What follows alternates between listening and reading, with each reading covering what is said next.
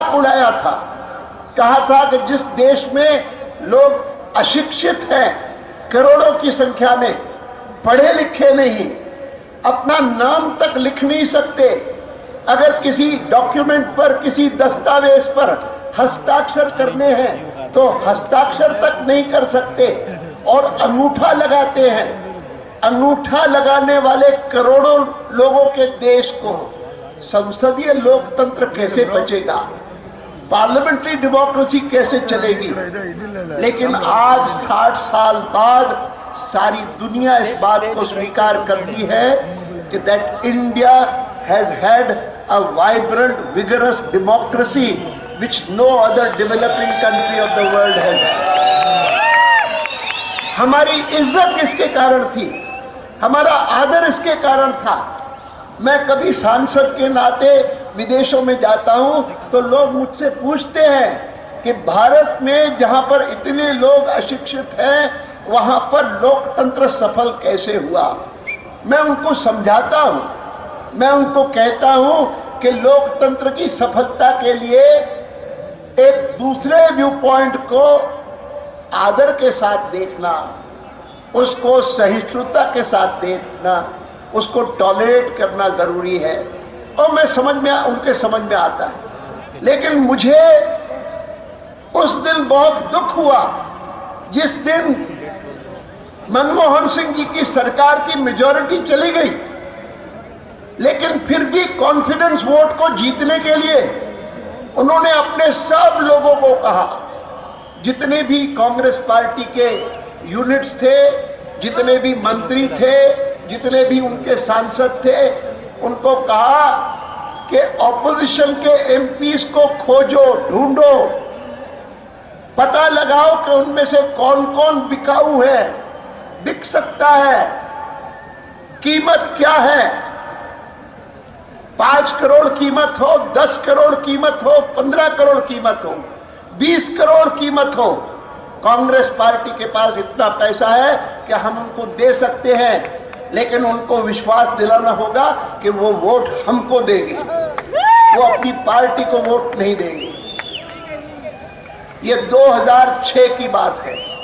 2006 में ये घटना हुई जिसको कई बार लोग भूल जाते हैं, लेकिन मैं मानता हूं कि स्वतंत्र भारत के इतिहास में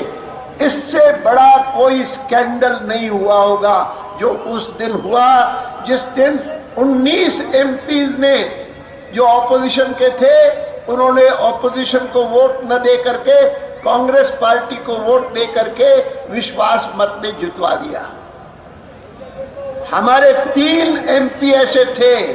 कि जिनको भी अप्रोच किया गया और कहा गया कि आपको हम इतने करोड़ देने को तैयार हैं, आप हमको वोट दीजिए। उन 3 में एक शेड्यूल ट्राइब का था, 2 शेड्यूल कास्ट के थे। इन तीनों के बारे में उनकी कल्पना थी कि इनको हम इतने करोड़ देंगे तो वो मान ही जाएंगे, लेकिन वो ईमानदार थे, वो पार्टी के प्रति प्रतिबद्ध थे। उनको जैसे ही किसी ने ऑफर किया तो उन्होंने आकर के पार्टी के लोगों को बताया और कहा कि ऐसा ऐसा ऑफर हमको आया है, हम क्या करें। तो उनको समझाया गया कि अगर वास्तव में वो देने को तैयार है तो अभी आप उनको कहिए अच्छी बात, हम लेंगे, आप दो हमको। और व्यवस्था की गई कि कोई टेलीविजन चैनल आकर के फोटो ले सब,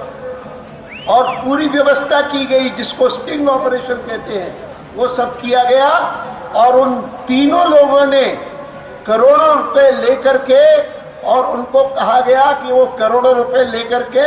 आप सीधे पार्लियामेंट आ जाओ और आके वो बंडल के बंडल करेंसी नोट के पार्लियामेंट के केंद्र में आकर के पटक दो। और उन्होंने ये साहसपूर्ण काम किया। वो करोड़ों रुपए अपने जेब में नहीं डाले, सीधे आकर के पार्लियामेंट के बीचों बीच रख करके सारी दुनिया, टेलीविजन चैनल्स वो सब देख रहे थे। और इतना बड़ा भयंकर बेईमानी का कांड सरकार का जिसमें कोई व्यक्ति नहीं है कांग्रेस पार्टी में जो उससे अपने को अछूता माने, क्योंकि उन्होंने सबका उपयोग किया, अपने अलाइंस का उपयोग किया, सबका उपयोग किया, लेकिन कहा कि हम हर हालत में जीतेंगे। बेशर्मी इतनी साधारणतः कोई अगर रिश्वत देता है तो चुपके से देता है, चोरी छुपे देता है, लेकिन अमेरिका इसमें इंटरेस्टेड था कि न्यूक्लियर डील होना चाहिए, न्यूक्लियर एग्रीमेंट होना चाहिए, और इसीलिए वो इनसे पूछा कि भाई अब तो तुम्हारी माइनॉरिटी हो गई, मेजॉरिटी चली गई, क्या होगा। इन्होंने अमेरिकन्स को कहा कि फिक्र मत करो। अमेरिकन एम्बेसी के एक सीनियर ऑफिशियल को ले गए, वो एक कांग्रेस एमपी के घर पर, एक प्रमुख कांग्रेस एमपी है, मैं नाम नहीं लूंगा, उसके घर पर ले गए और जाकर के दिखाए कि 2 बड़े बड़े बक्से रखे हैं और वो भरे हुए हैं करेंसी नोट से। उसमें 100 के, 500 के, 1000 के ढेरों नोट पड़े थे, और कहा कि ये हमारे पास करोड़ों रुपए है, जितने हमको वोट खरीदने होंगे खरीद लेंगे, फिक्र की मत बात करो, कोई चिंता मत करो, हमारी सरकार को गिरा नहीं सकता कोई, और हम जीत जाएंगे और हमारा समझौता बना रहेगा।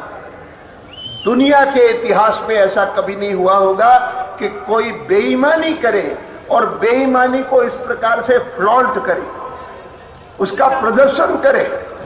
अमेरिका को दिखाए कि हम देखो ये कर रहे हैं, इतना पैसा हमारे पास है।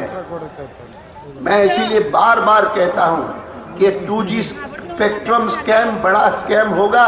लेकिन इस कैश फॉर वोट स्कैम से बड़ा कोई स्कैम नहीं, सबसे बड़ा स्कैम। और इसीलिए मैं इस बात की चर्चा इसलिए कर रहा हूं कि इस बार का मॉनसून सेशन पार्लियामेंट का 8 सितंबर को खत्म होने वाला था, और 6 सितंबर को इस सरकार ने, जिस सरकार ने हमारे एमपीज को खरीदने की कोशिश की, लेकिन क्योंकि वो खरीद नहीं सके और उन्होंने पैसा जेब में न रख करके पार्लियामेंट में आकर के पटक दिया, तो उन 2 पूर्व एमपीज को, एक शेड्यूल कास्ट का, एक दलित, दोनों को जेल में भेज दिया, तिहाड़ जेल में भेज दिया। मैं आपको कहना चाहूंगा इस यात्रा की भूमिका समझाने के लिए कि सितंबर के आरंभ तक मेरे मन में तनिक भर भी विचार नहीं था कि मैं अभी फिर से एक लंबी यात्रा फिर से करूं। 5 यात्राएं मैं अपने जीवन में कर चुका हूं, और उन यात्राओं से हमेशा मैं सीखा हूं कि यात्रा के